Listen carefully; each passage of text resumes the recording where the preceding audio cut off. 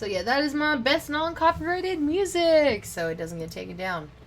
So, I am doing Nearpod. Was it something I ate? If you would like to try to participate, you can. I do not know how bad the delay is right now. It is very possible that you will hear my words like 20 seconds after the slide moves. So possibly your iPad will move or whatever you're on before you hear all the words for it.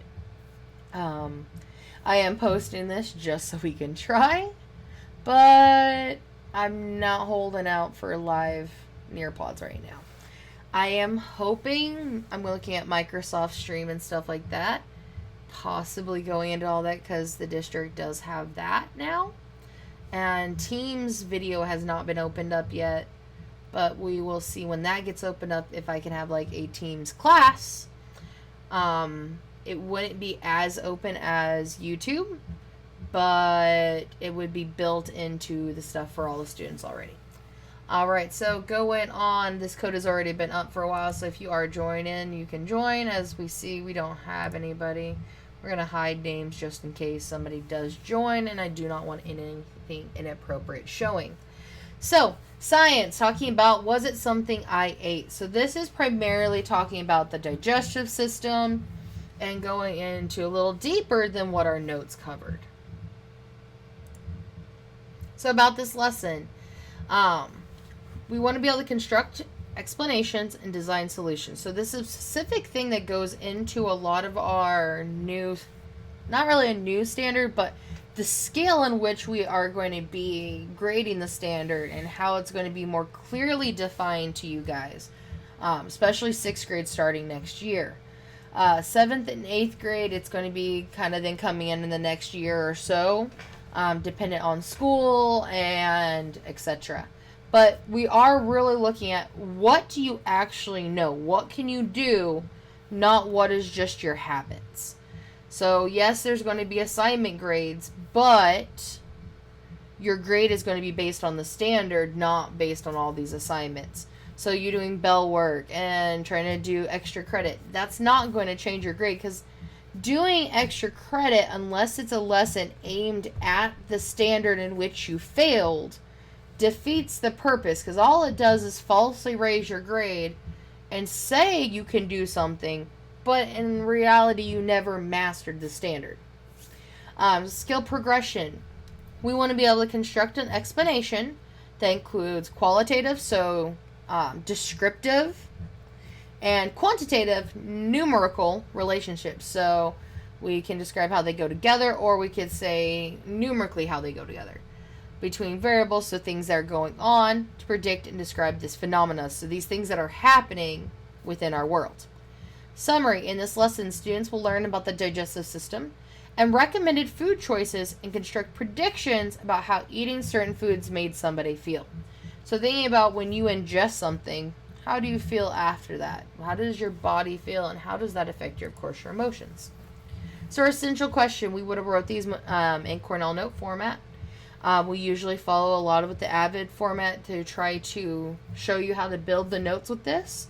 And then so then you can then use that Avid Cornell note formula to then apply and build your own notes, and then be able to build and pull questions from stuff that you're reading. So how do we use evidence and observed relationships to explain or predict natural phenomena? So we want to think about how what we see and observe can explain and then be used to predict what could happen. In this lesson, we're going to learn why some foods make you feel good and some make you feel bad. We're going to explore a 3D model of the digestive system and read about the 5 food groups. And we're going to make predictions about how eating certain foods might impact somebody's day. So let's get started. Directions. Today, we're going to look closely at the digestive system and learn the 5 recommended food groups. You're going to watch a video and see a 3D model of the digestive system. Then you will follow some stories of people who made less healthy food choices and try to predict what happened next. As you read the stories and learn about healthy eating, think about the last time you didn't feel so good. And think about, was it something that you ate? I cannot play the video within a video because, of course, that is copyright. So, you would go through when we hit that, and we'll see when it is. So, the digestive system. It breaks down your food as it travels through your body to make sure you get the nutrients and energy you need to stay healthy. When you eat the right food, it works like a dream. And when you eat food that is not so healthy, or worse, get food poisoning, it can really wreak havoc on your body. So now we're going to watch it, the video. So I would say all devices. And it goes through talking about their digestive system beginning to end. And I am going to pause right here. So if you are going to watch it, it is 5 minutes long. It is from Kids Health. It is really cool. I'm just going to pause for a second.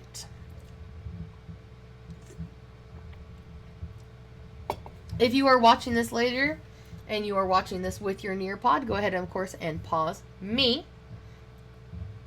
So then you can watch the video and come back.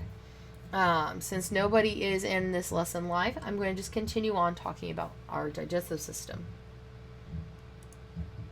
So we're going to explore now. As you remember, we had our 5 E's. We got to make sure we cover them all. Now we're going to explore a 3D model of the digestive system to see each part up close. As you investigate, try to picture all the work that goes in your body getting the nutrients from the food you need. So we got to think about how much work your body's doing. So of course, going all the way up here, we got our mouth. So with this handy thing, we can pinch, we can move, go back, make it bigger, make it smaller. I really love these 3D activities because you can really think about what is all included. And when you're looking, you're like, it's not just your jaw and your mouth right there. When we look, we see our tongue, we see our teeth, but our nasal cavity, what we smell affects our digestive system. It's also connected. I know if you've had that awful thing of laughing when your mouth's full with like a liquid, I've had it go up my nose and oh, it hurts. Then of course we have your esophagus right here. This is a break off because of course your trachea and your lungs are not going to be included in your digestive system. Heading down, of course, then we have your stomach, which is what it leads into. So watching your stomach. So I turn it around this way because it's the way I'm sitting. So I can notice that the stomach is on the left. Then I look at the liver. The liver is then on the right. I then see the small intestine. So it goes all the way around.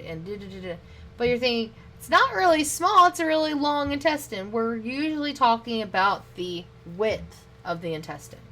So we have our small intestine, which then, of course, goes into our large intestine, which then goes around and, of course, exits out. And we all know where that goes.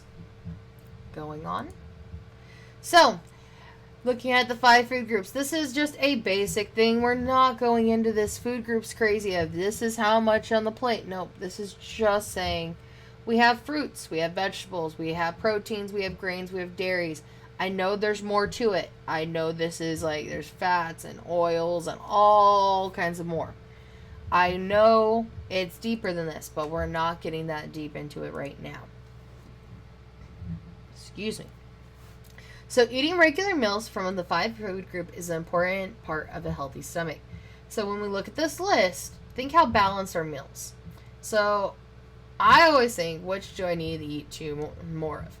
And how I can always fall into this left side. I eat a decent amount of fruits. Like I love my grapes, I love bananas, all the time. But my main problem is keeping them in the house. Then my veggies, I do pretty well with certain veggies, but I do awfully with others. And it does crack me up that the tomato isn't a vegetable because it technically is a fruit. So I'm going to let you know, tomatoes are a fruit.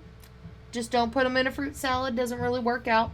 But like, I got my green beans, I got my peas, I got my carrots, I got my sweet potatoes.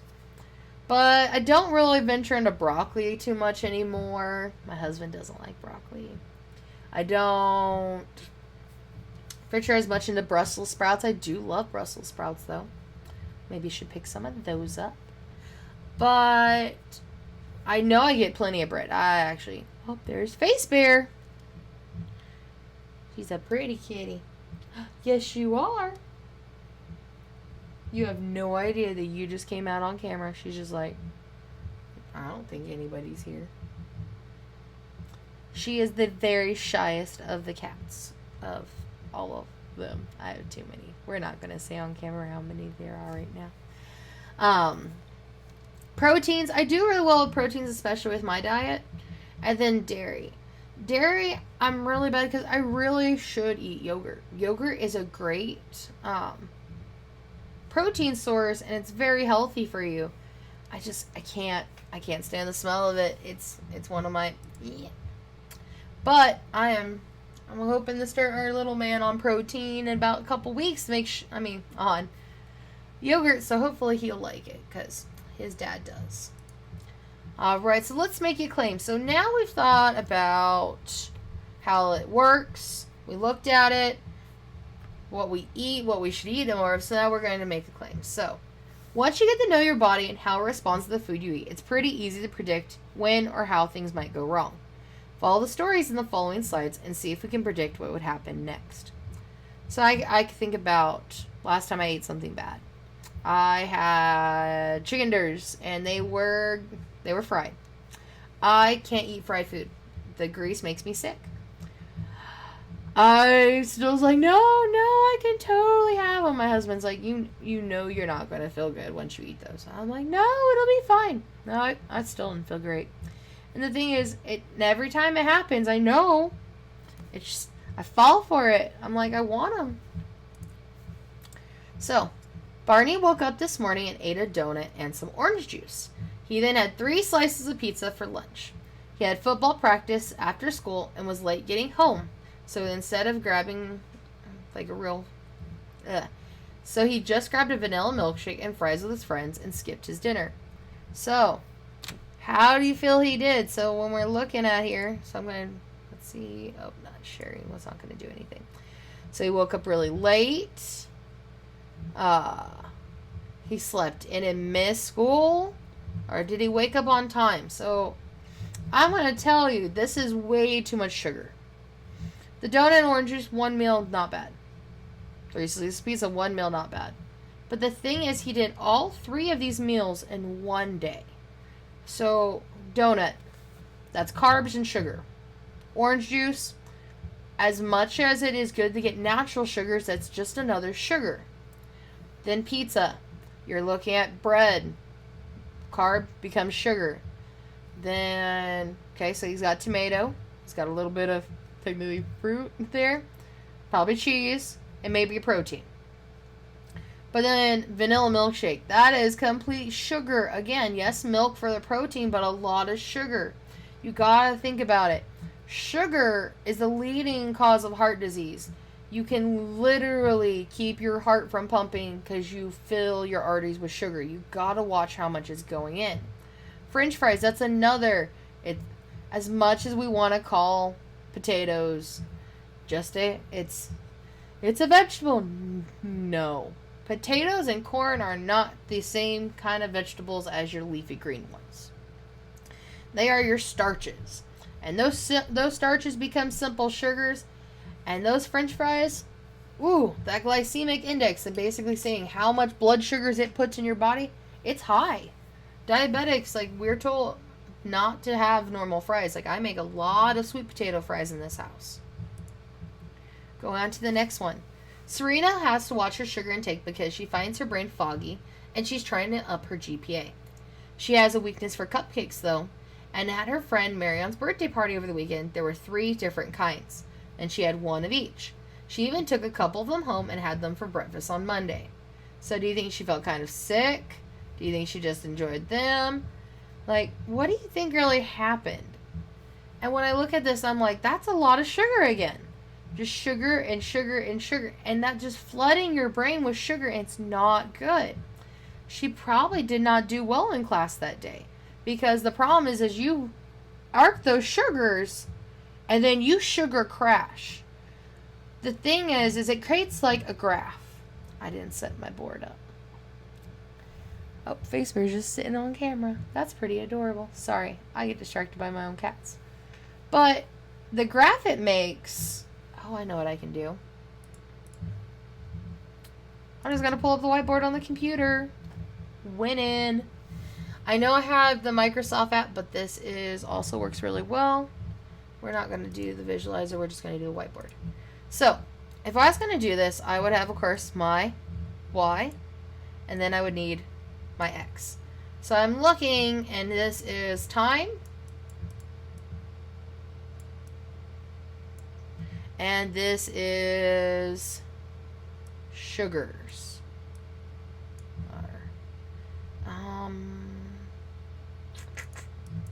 Nah. These are blood sugars. Blood. It is hard to write sideways with a mouse.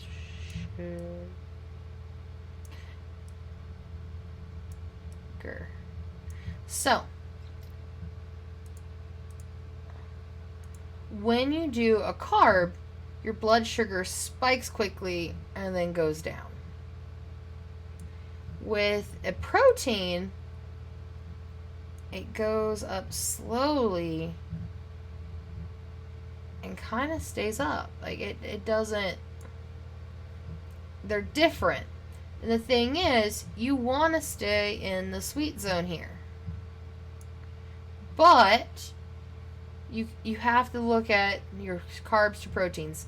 A lot of things, for like me being hypoglycemic, I have to look for something that has equal carbs to proteins so that when I'm eating, I don't crash, but either in the beginning or the end. All right, let's bring up our Nearpod again. And going to the next one. So then I want you to think about your own story of someone who made a specific food choice, either healthy or less healthy, and how did it impact their day? And what connections do you see between what they ate and how their story would turn out? And what would you do differently? So I want you to create your own story with this part and thinking about what would you do. And that is our lesson for today. I will be back with the second Nearpod talking about the circulatory system, but that is where we are going to end here. I will be back in a couple minutes. Bye-bye.